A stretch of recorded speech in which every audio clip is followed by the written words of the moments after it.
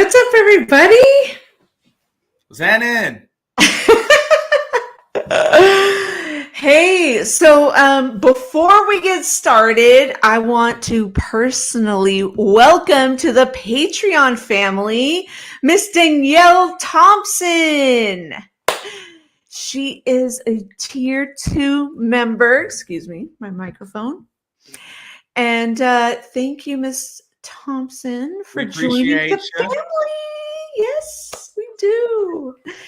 So welcome. I see Cowboy Angel is in the chat. Bang Bang Niner Gang. This is an NBA podcast tonight, but don't worry. Next is a 49ers show. Next, after this one. So make sure you stay tuned. All right. We're doing a Warriors Roundup. We're talking about them being on the road again. Hopefully they can win some games. Jordan, they lost to the Bulls atrociously. Yeah. But they won last night. No, yeah. I mean, the Warriors, they're sometimes you just don't know, right? Obviously, they had the slow start in that Bulls game. But, they're still working on, I think, getting things together. I think that Steve Kerr, he still has a lot on his plate in terms of, again, we talked about it before, right? What is this rotation going to look like? But you love to see the fact that last game, Steph goes for 42, Jordan Poole goes for 35 plus, I think it was. And everyone always has a question, right? All right, when Clay does play, what does Jordan Poole look like when he comes off the bench? So it'll be interesting, but I think it was really awesome to see the fact that even when they have outside obstacles, while they're in DC, obviously they had the White House visit today. They still were able to lock in and get a win. So again, still never worried about them, even though they're 22 and 22. I think it's weird. Both of my teams are 22 and 22. Also that, and the Warriors are that. It's crazy. Shout out to Eric Wallace. Shout out Eric. And thank you so much, Nate, our moderator, taking care of biz. What up? Usual. And yes, Bebop Jones. It's 82 games. Can't bring it every night. Agree. Absolutely. It's still halfway through the season, so we've got quite a few games to go. And plus, too, I mean, All-Star break, is on the horizon. So can't. Oh, Nate says, I can't tag on chat. I know I can't do that either. So I'm always like on my computer. You all have a great team as far as the Warriors. I'm a big Clay fan. Yeah, I figure like who isn't? He's such a likable guy. Yes, he is. I love a picture of him looking at the painting of Barack Obama in the White House today. That was pretty cool. Oh, see, I haven't seen all of the stuff yet. I just had such a busy day.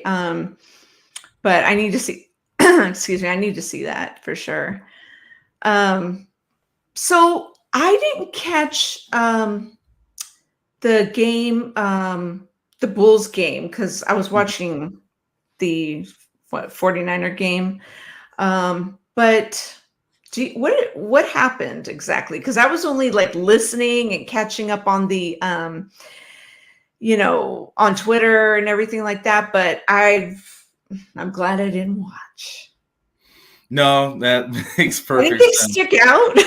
I mean, I think it started off like 15-2 in favor of the Bulls. Yeah, good luck trying to make things work from there. So yeah, that's just a tough hole to climb out of. I mean, that's a very potent offensive team, especially with some of the players that Vucevic. He had a big night. Yeah, a huge night. And that's one of the things I'm talking about is, obviously we've seen the Warriors in the past go against guys like Nikola Vucevic and some other dominant post players.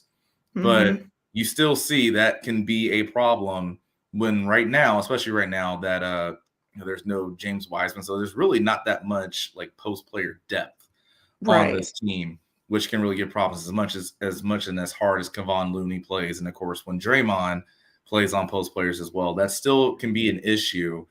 And I think that it reared its head in that game too.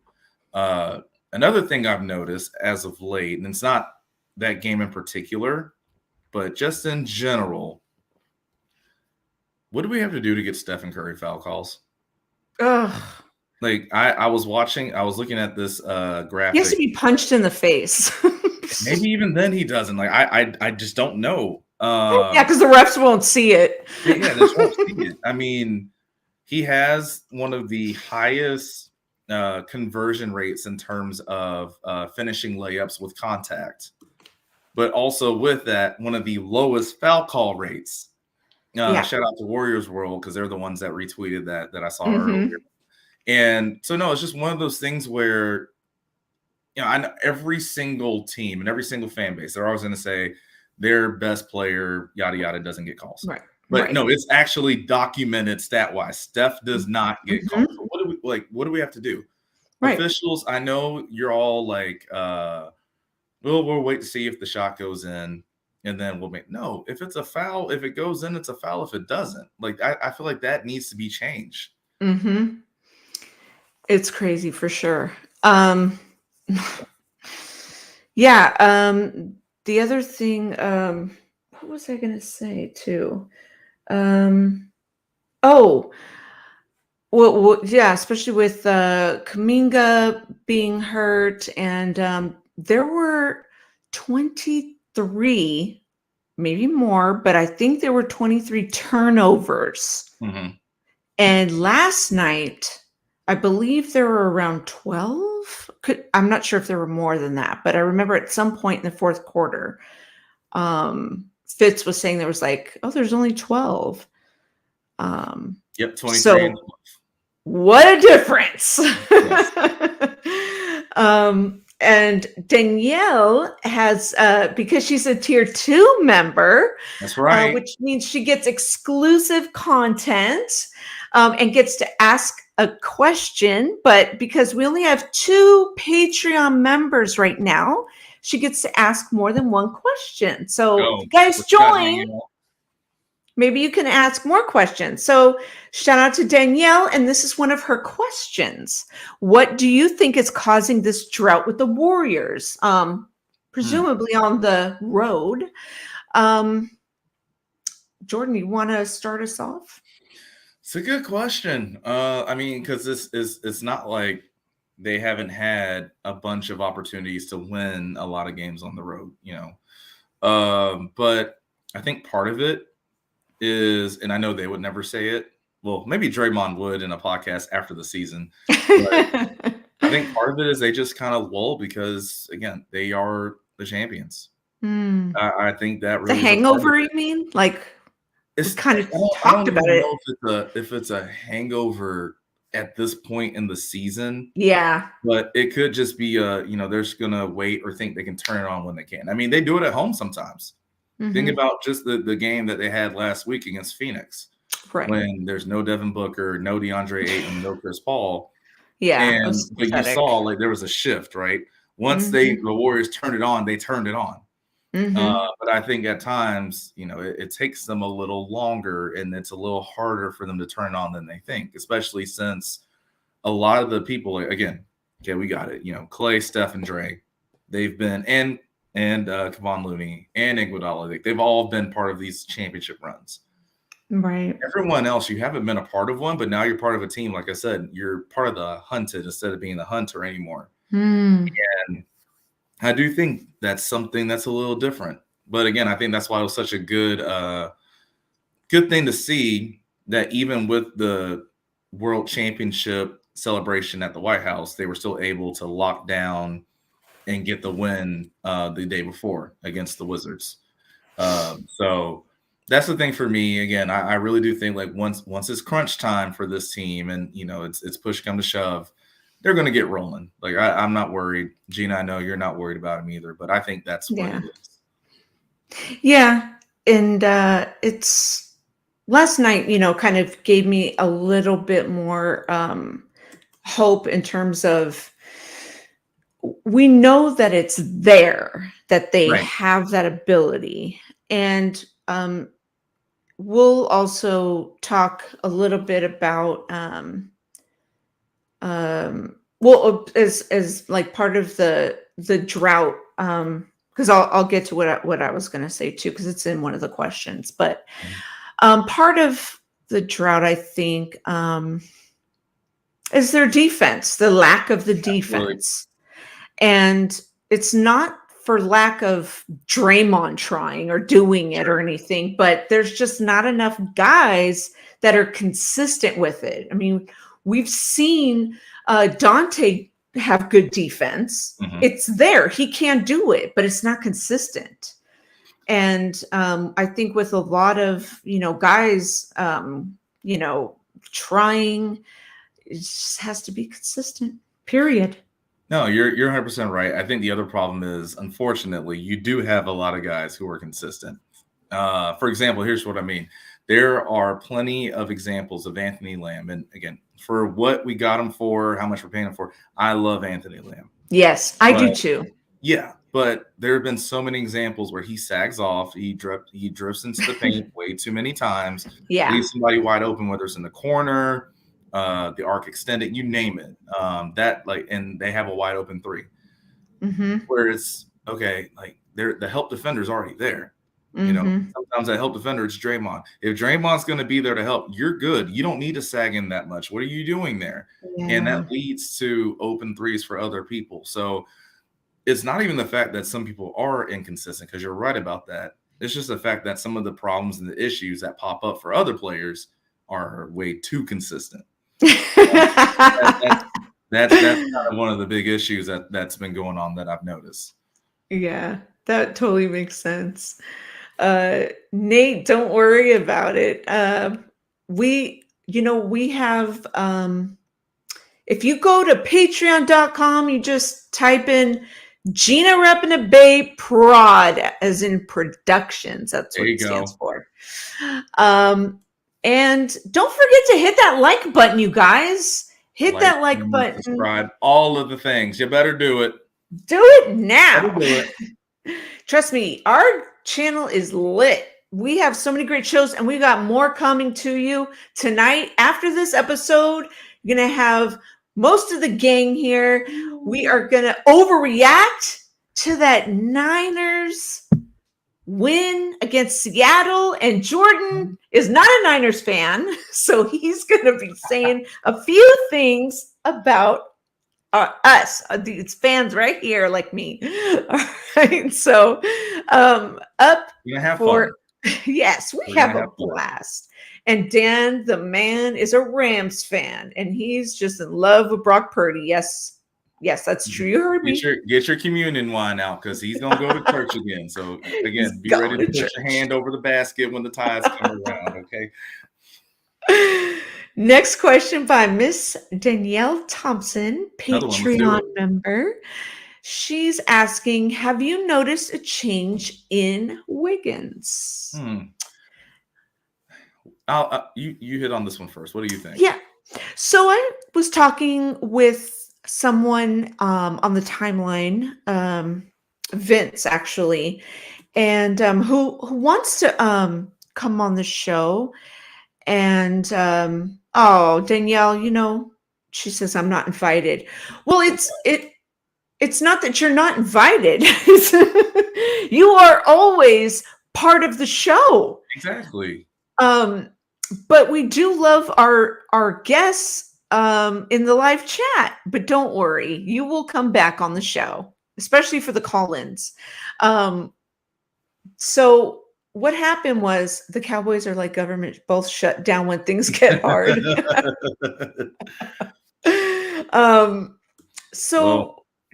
Danielle, don't go away. But yeah, Wise Soul is here. There he is. What's up, Wise? One of our co-hosts. Yes, Dub Nation gang.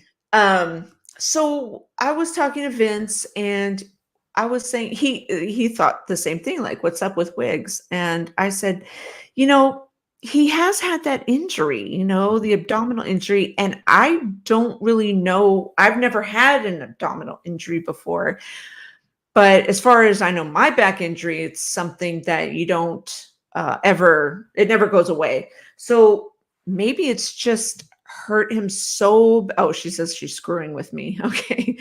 And I guess it's something that has affected him so much that he's never been away from this long. He's never been, I guess, away this long from um, in you know what I'm trying to say, from games. Sure. And you know, I mean, I think it's just done something to him also mentally.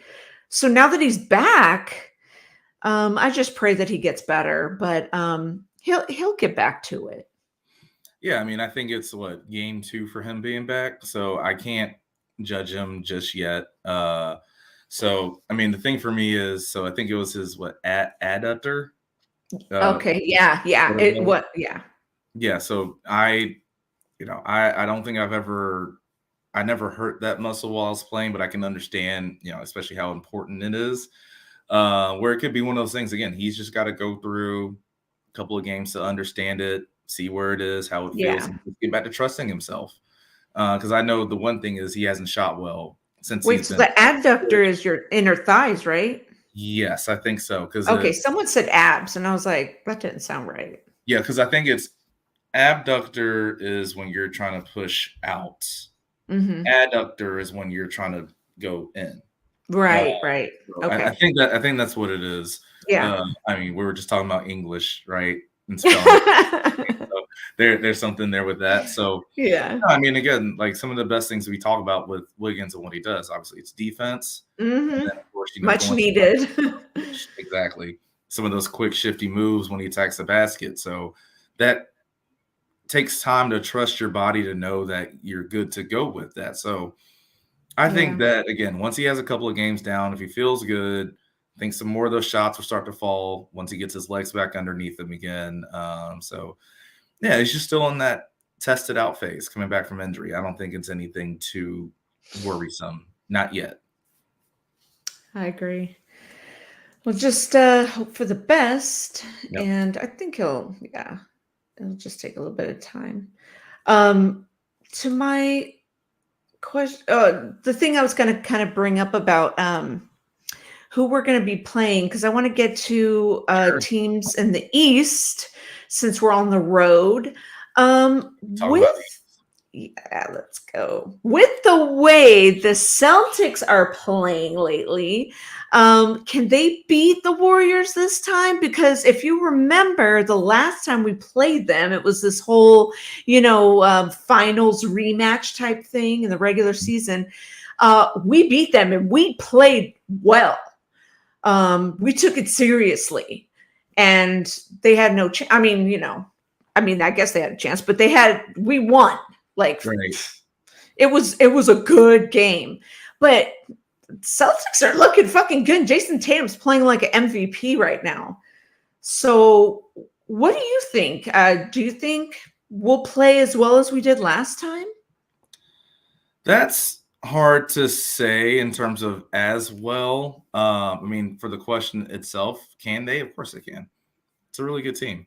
But it does seem to see I've seen so far. Jason Tatum balls out against everybody except for the Warriors. And when Andrew Wiggins is his primary defender, I mean, I think he went 6 for 21 when we played them, back in, I believe, December. Mhm. So, yeah, I mean, they can do it. But again, I think to my point earlier and what we're talking about in terms of, the Warriors are kind of coasting a little bit. That's a Mhm. matchup, especially now it's going to be in TD Garden. That's a Mhm. matchup they are not going to coast for, and they're going to be wanting to go. So, yeah, I mean, like the literal answer is yes. The Celtics can beat the Warriors. Do I think they will? No, because I think that's when you're going to see the Warriors at their best. And just Mhm. remind everybody that, okay, you know what? Even though we have this bad record on the road, even though the Celtics are good, Mhm. remind you exactly who we are. And that's one of those matchups that they can do it with. Yeah. What I mean, I think I agree, It's gonna be, and it's hard too, like in TD Garden, because we all know what happened with Draymond being there, and those people are pretty fucking rowdy. They're, word has it, they're pretty fucking racist. Word has it that they, they're insane. I'll put it this way, because at first I was just going to leave it at it's Boston, which kind of what you just said.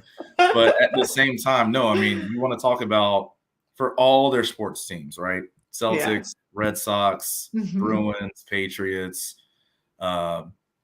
I'd say probably the Revolution, not as much. That's MLS. Shout out anyone else that knows soccer stuff like that. But no, they go crazy for all those teams up there. It's a hostile environment. And so, yeah, I mean, and then you top that off with, again, we just beat them in the finals last year.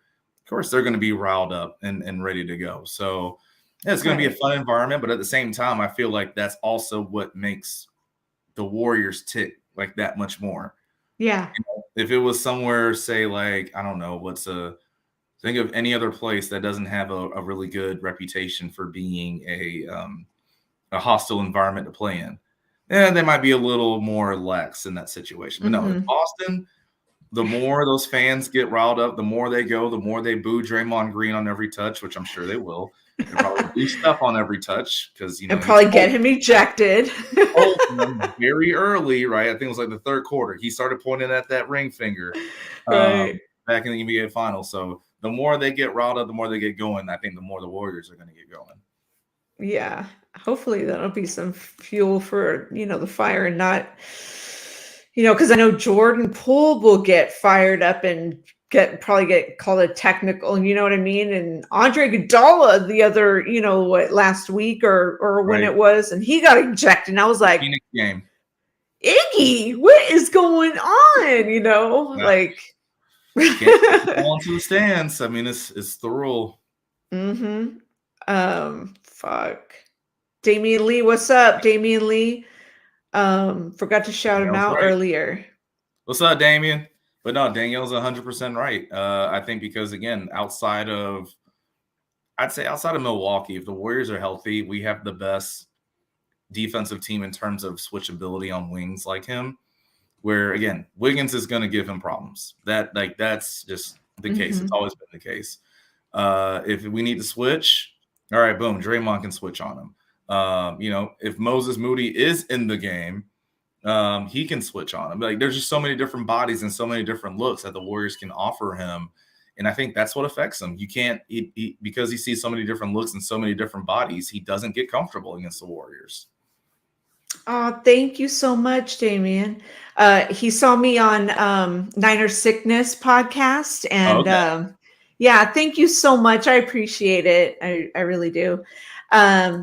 Yeah. So the other thing, definitely getting into some of the East teams. Next question: which top team in the East can you see the Warriors beating? Because one of the first ones that comes to mind is like the Nets. I mean, we talked Celtics already. I mean, honestly, can they or can't they? I'd say all of them. Now, if you're asking me would they'd have the toughest to beat, I'd say Milwaukee. Yeah.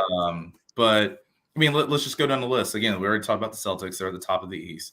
Next up is Brooklyn. They are so ISO heavy and ISO centric. I think that can hurt them going up against a team like the Warriors. I mean, you saw what Boston did defensively to them last year.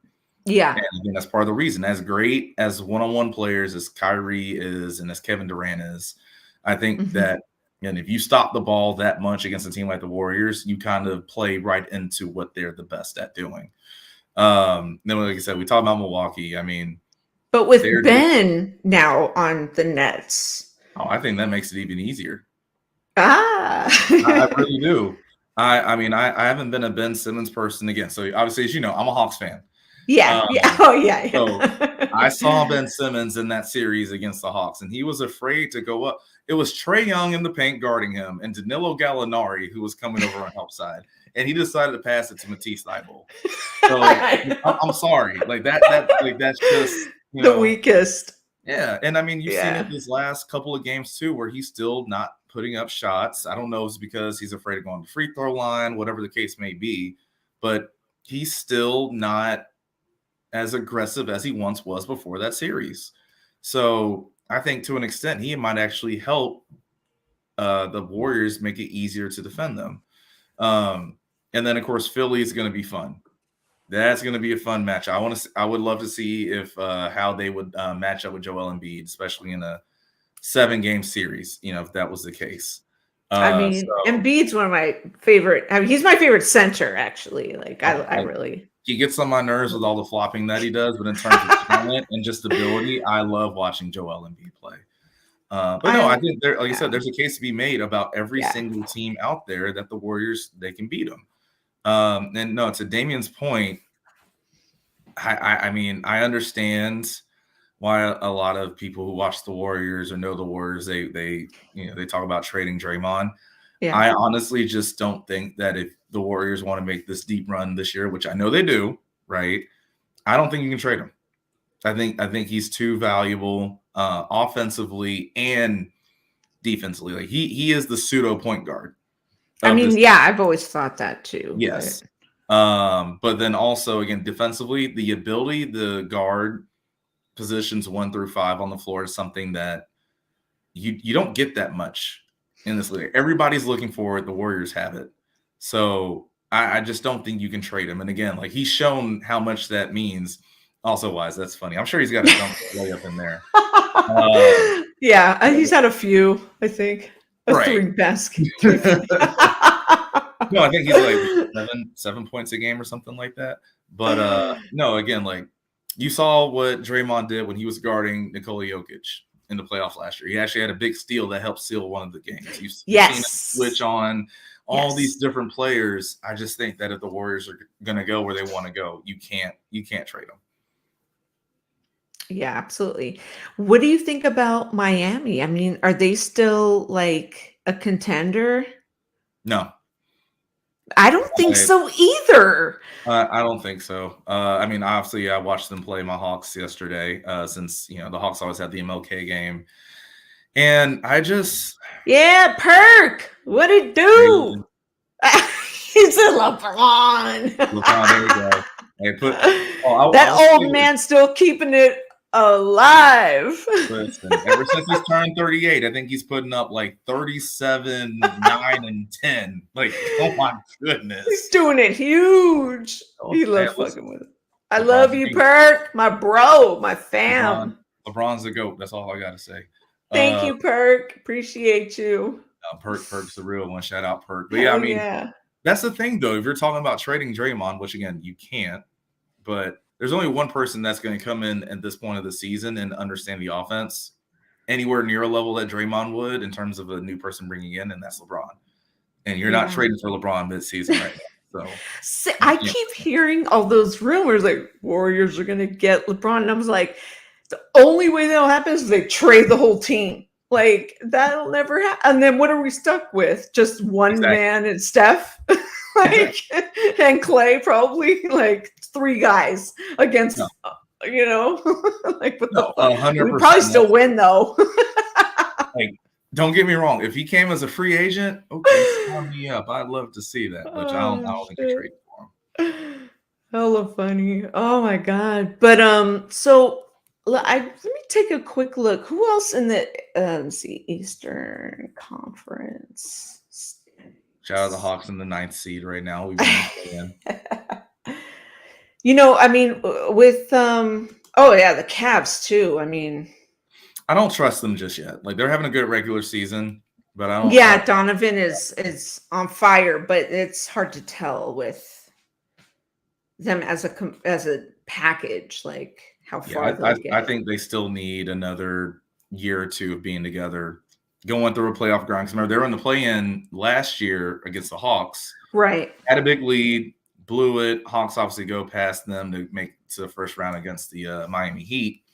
But yeah, I don't think they're there yet. And it'll be interesting to see how Donovan Mitchell takes on being that guy when it's playoff time. Like, he had a really good series in the bubble, right, when they played Denver. But he's had some disappointing series as well in the playoffs. So it'll be interesting to see, like, all right, you're the guy in a new place. This is the team he, I believe, grew up watching, something like that. So when that heat's on him, because now the other part of it too is not only you have to be the guy in the playoffs, you have to be the guy for a franchise in the team that hasn't had that guy since LeBron James left. Yeah. So those are the shoes you have to fill. Good luck with that. If we keep it a stack, I could have put up fucking 30 points in the bubble. And I'm trash.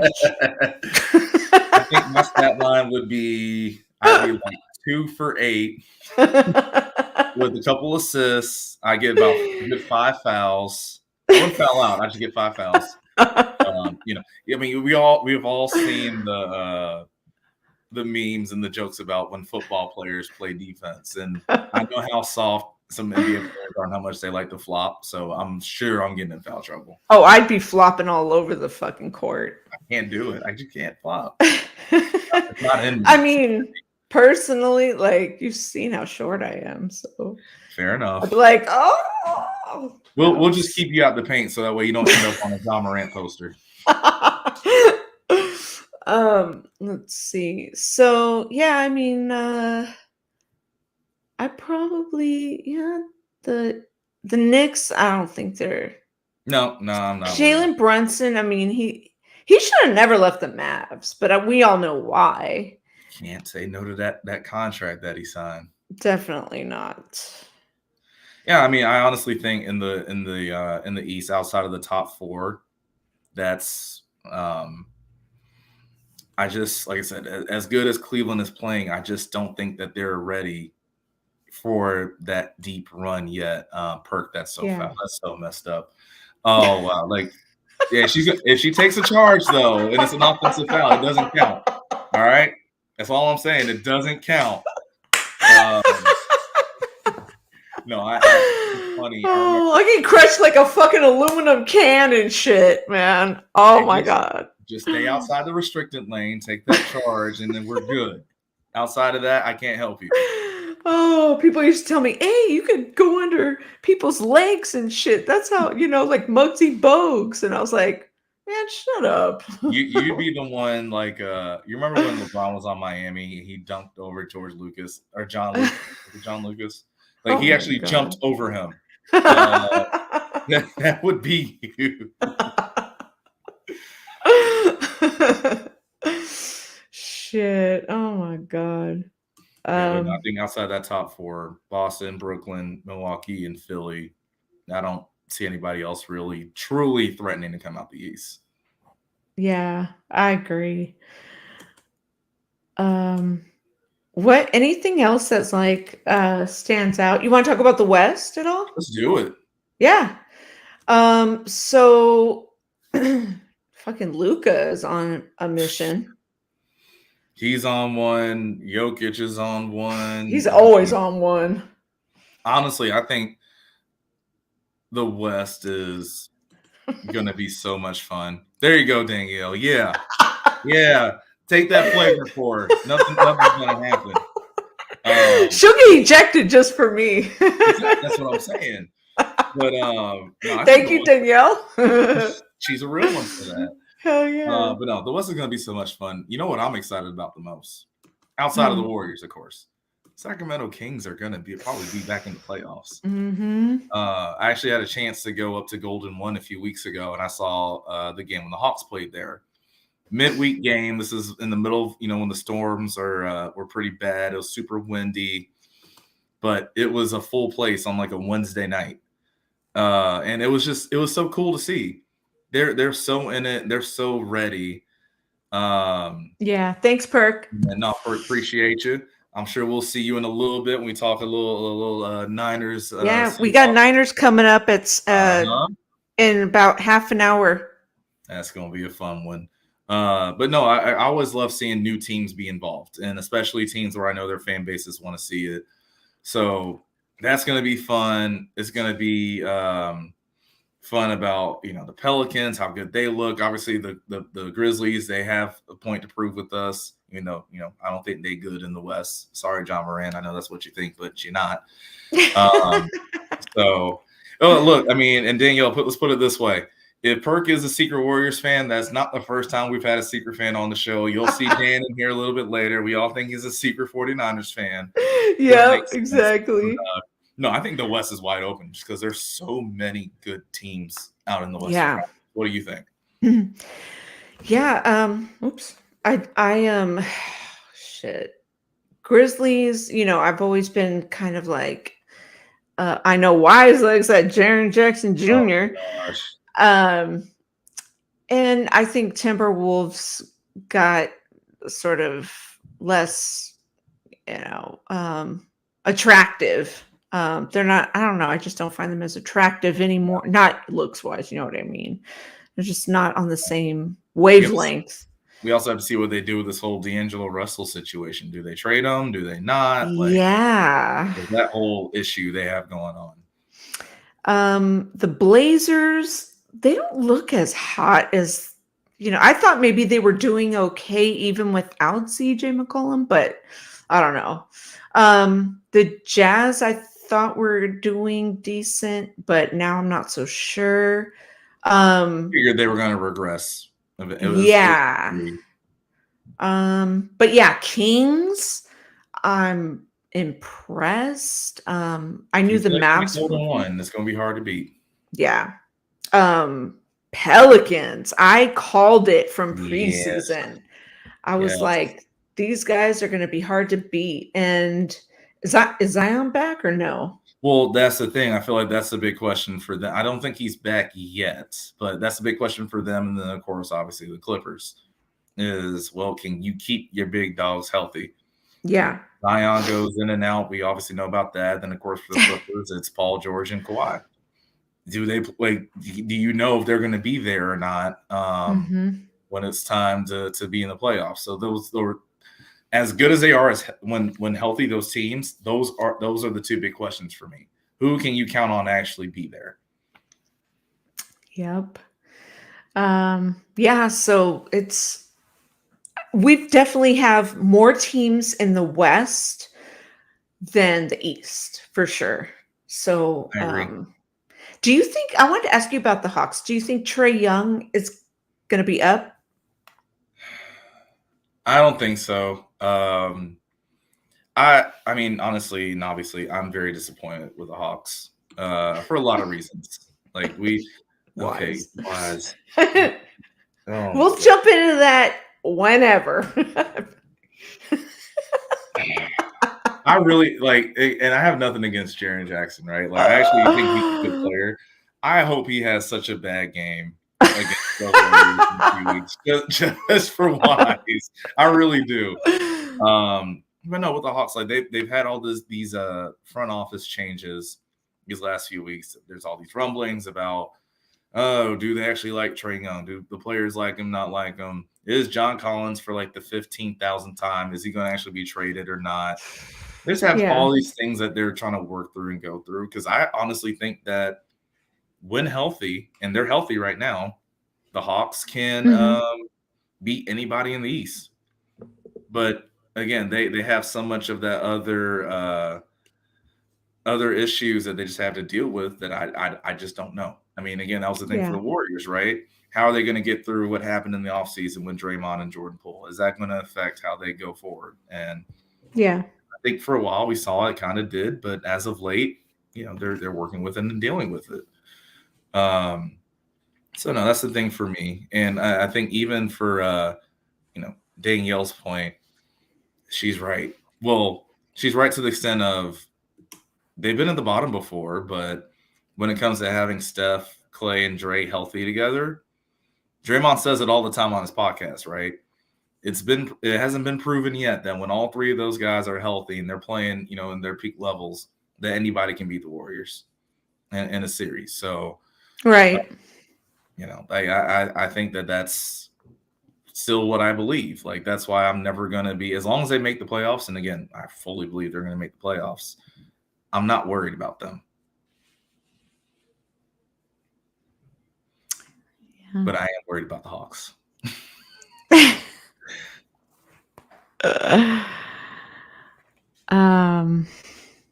Yeah, they have a turnover problem. And that has to do a lot with the bad passing too. Yeah. It's a mixture of things. Like carelessness. There's a lot of carelessness, which again I think that partially deals with the switch. Again, like the switch turning it on or off, night in, night out. But I think another part of it too is, for an example, with Jordan Poole, because I know he can have this high propensity to turn the ball over. I think that's just who he is right now. So as much as we love Jordan Poole when he's aggressive, going to the lane and making the fancy passes and shots and layups, you have to unfortunately accept that turnovers are also going to be a part of his game. Yeah. Like I said, I think that's just the unfortunate truth. But I still think at the end of the day, you look at the Warriors, they put up 117 points per game right now, 117.5. They give up 117.9 points. So it's not even like as much as turnovers can be an issue. I don't think it's what they're doing offensively.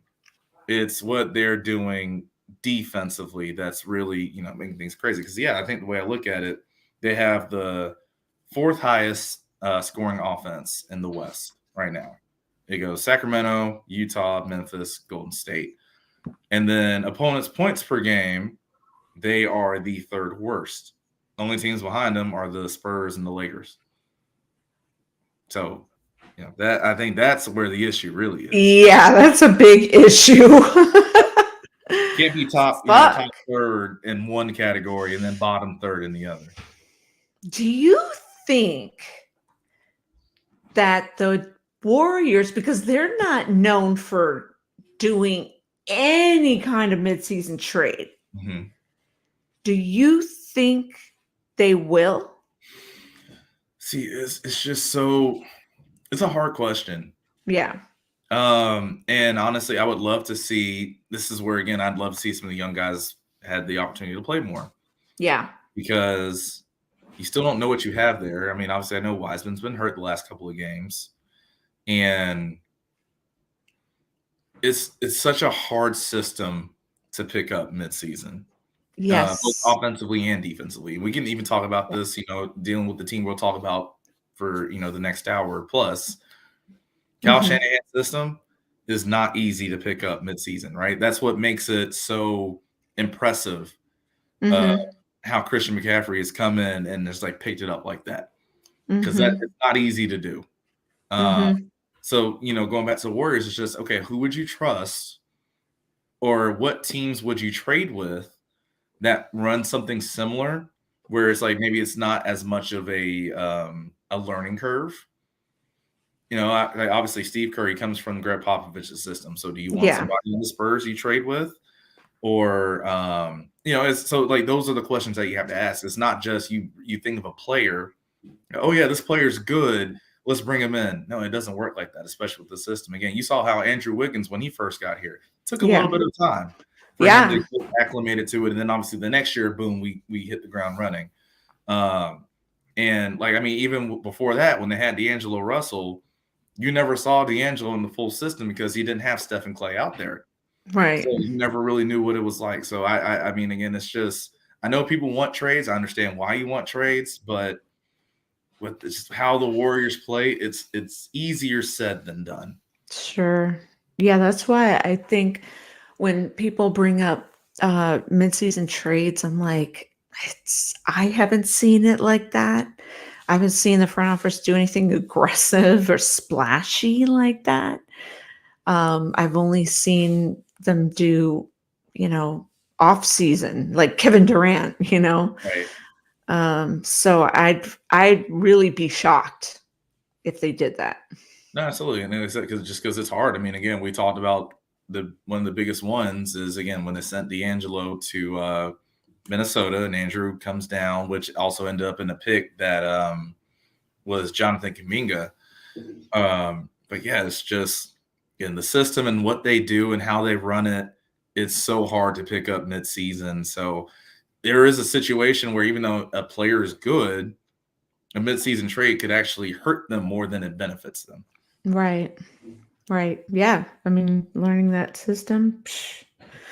Not easy. But by the time they would even get it, it would be playoffs. And then how hard would it be to finally be in sync? Exactly. And that's the thing. Well, you hope they would be in sync, right? Because the deadline's Yeah. coming up pretty soon. Right. So you would hope Unless they picked up someone that was already on their team. But even then, you still have to get in sync with the players that are currently on the team. Well, and that's what I'm saying. Like, again, with these young guys, like, I would love to see them get some more action just so you can fully see. Like, I think there's still to an extent this whole issue of, oh, they messed up, take them out. You know, instead of let them play through it. Right. And I think that's what you have to do. But no, I mean, I fully agree with you where sometimes it's the best acquisition you can make is someone already on your team. Yeah. True that. So let's see. What do you think about, before we end our session here, about the Warriors' upcoming games? I have their schedule right here. Yeah, let's do it. Okay, so got some good games. Some fun ones. Yes. All right. After the White House, okay, Wise, you wanted us to talk about the White House trip, and you know what? I am misinformed. I did not even realize that E40 Too Short and Mr. Fab was there. I did not know they were there. The Bay Ambassadors. I did not, because Too Short has a street named after him in the town. Right. But I'm going to have to watch some YouTube tonight because everything's on YouTube, right? Hello, GinaReppinDaBay Productions. There you go. Good plug. Good plug. So basically, we went to the White House. Okay, I say we. Dubs. Also, we went to the White House. And, had to meet the president. And the president had to say, congratulations, champions, NBA champions of the world. Well, because basketball is worldly, right? There you go. American. Also, how cool was it that, Madam Vice President from the Bay, Kamala Harris, got that's right. Talk about them too. So that was really cool. Okay, guys, that are viewers watching this, fun fact, yours truly used to work for the San Francisco City Attorney's Office. And you know who used to work there? Ooh. Kamala Harris. Okay. And I did meet her once when I was setting up an MCLE, which is a mandatory continuing legal education. Like, these are like seminars that are mandatory for lawyers every year. They have to have these units, and so one of the lawyers that I worked for was in charge. She was the director of training, and she had to set those up. And so I was her secretary. So I had to print out all the forms and do all the shit, whatever. And so when they had the big ones, which they had for ethics, for this, for that, all the attorneys would have to come. And so, this is so-and-so, this is so-and-so, whatever. So I met her once. That's awesome. Yeah. So anyway, it was a long time ago. It was like when I first got there, but oh yeah. And I was there like from 2001 till 2019. But anyway, so that's my claim to fame. Small world. That's so, but no, I must say, I love the fact that, and I think honestly, you can go back to when Barack Obama was in office, that there is this not fully, but more wide appreciation for all cultures when it comes to organizations or, teams. Because again, a big part of obviously the Warriors is the support that E40 gives, that Mr. Fab gives, and so many others. Too Short, the list goes on and on. They're a big part of that. So they should be a part of that celebration. Right. And I just think that if you look in certain regimes past, not even just the previous one that we had, I'm saying even before that, maybe that's not the situation where it's not as accepted. But no, it is now, and I love that that's the fact. It should be the fact, because I mean, again, you think about both the teams I love, right? Hawks, Warriors, both have a very urban hip hop influence in terms of their fan base and what makes them successful. So it's good to see that be appreciated and accepted at the highest level. Yeah, for sure. I love it. And you see E40 there at the home games, and everyone's fiving him up and hey, what's going on? Yeah. I'm like, Exactly. one of these days I'm going to sit right there by E40 and, with my son. And I'm like, E40, can I have your autograph? And then just be like, I saw you in concert a couple times, and just fucking geek out like a fucking corny ass fan. And, A fangirl. Yes. Because I grew up on his music, like Right. 1991 or whatever, like sitting there, like, drink up, let's get drunk, like stupid shit, like sitting in the car going, yeah, pass the blunt. Yeah. We're in California. We can say that. Oh, hell yeah. Oh, those were the days. Okay. So before the show ends, upcoming games. Now, we've got Celtics Thursday. Dang it. Let's go. 4:30 p.m. Pacific and TD Garden. And then Friday, back to back. So we know Clay won't be playing back to backs because he still isn't. Cavaliers. That'll be fun. 4:30 p.m. Pacific. Yeah. So I fully believe. I think the Warriors win on Thursday. Again, just making a statement that hey, when we're running, we still done ones. Yes. And then, like you said, Clay won't be there on a back-to-back. We'll see if even Andrew Wiggins plays a back-to-back, just again since he's so fresh from coming back from injury too. So I think they take Thursday, Sunday. I think they'll take it. I got to see if I can get off work because I might have another place I need to be in the Bay on Sunday, which we will talk about in a few minutes. Okay. But then, of course, I said the Grizzlies, Warriors. For the Nets game. Okay, yeah. So Nets are on Sunday. Yep, Nets is on Sunday, and then they have the Grizzlies that Wednesday. I still just that's gonna be another good game. That's right. You're going to it. That's right. Yay! Right. I'm going to see the Grizzlies, and I will see you, Mr. Jordan Watkins. Oh yeah, absolutely. Why don't you tell everyone why? Because you.